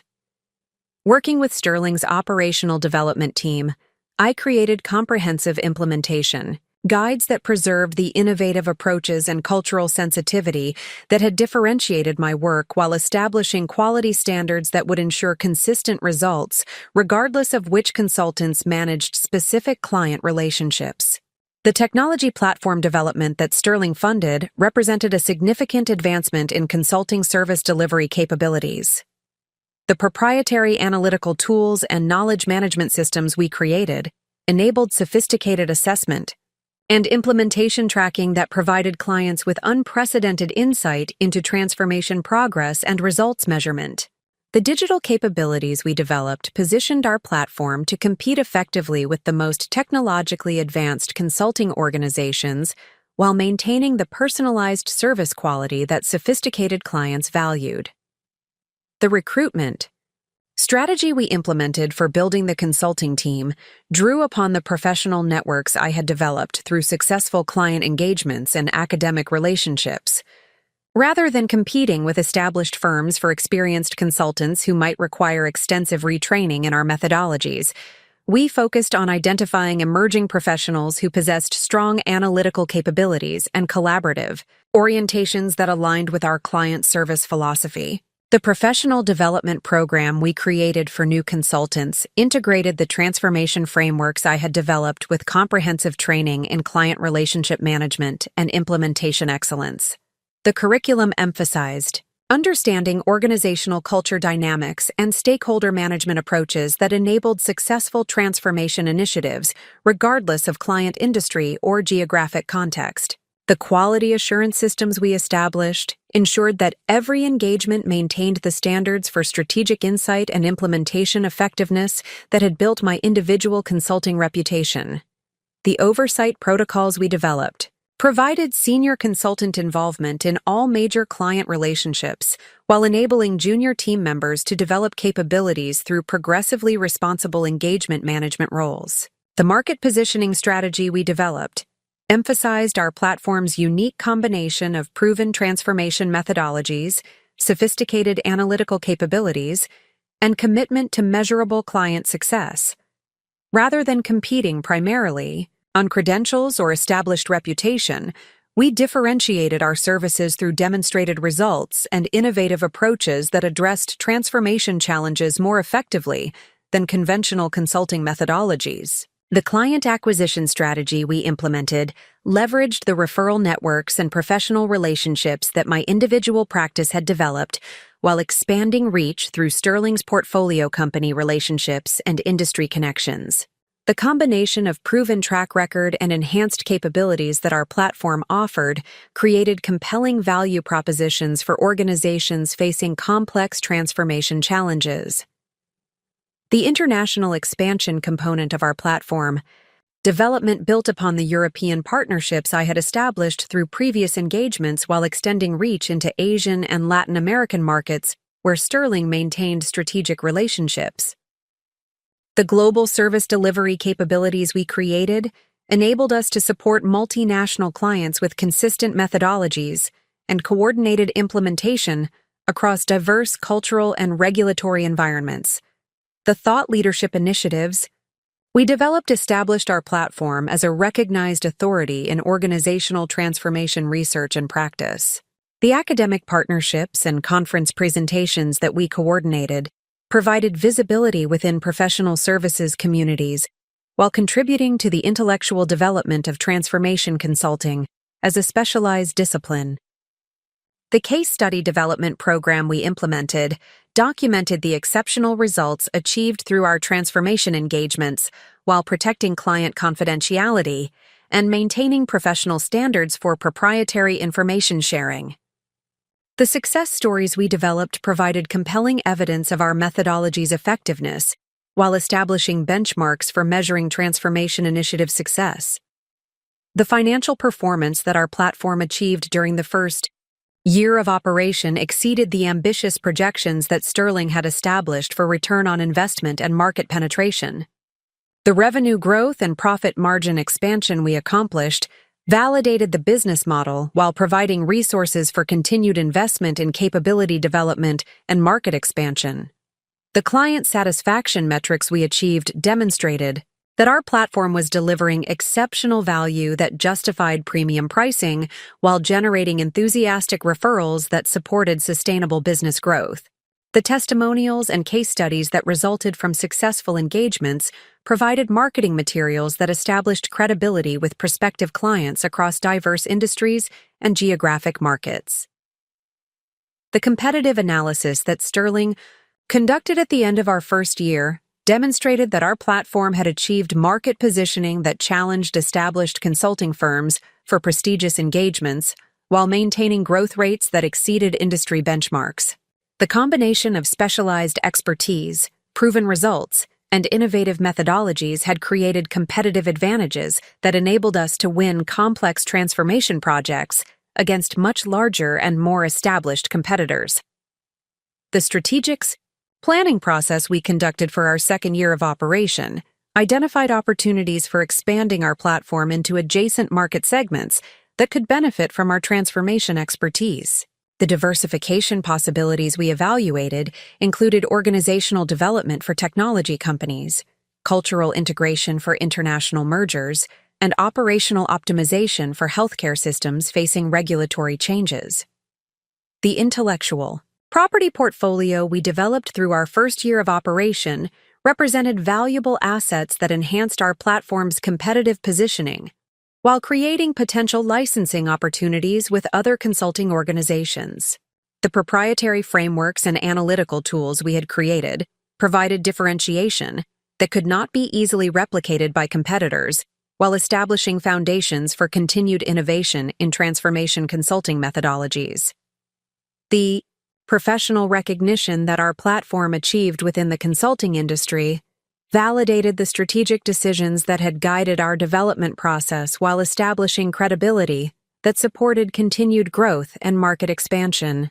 The awards and industry recognition we received demonstrated that our innovative approaches were generating results that exceeded traditional consulting methodologies. The personal satisfaction I experienced through building something substantial from the individual practice that had emerged from David's abandonment provided profound validation of the strategic thinking and persistent effort that had enabled this transformation. The platform that Sterling and I had created represented far more than business success. It demonstrated how devastating personal setbacks could become the foundation for achievements that exceeded anything that might have been possible through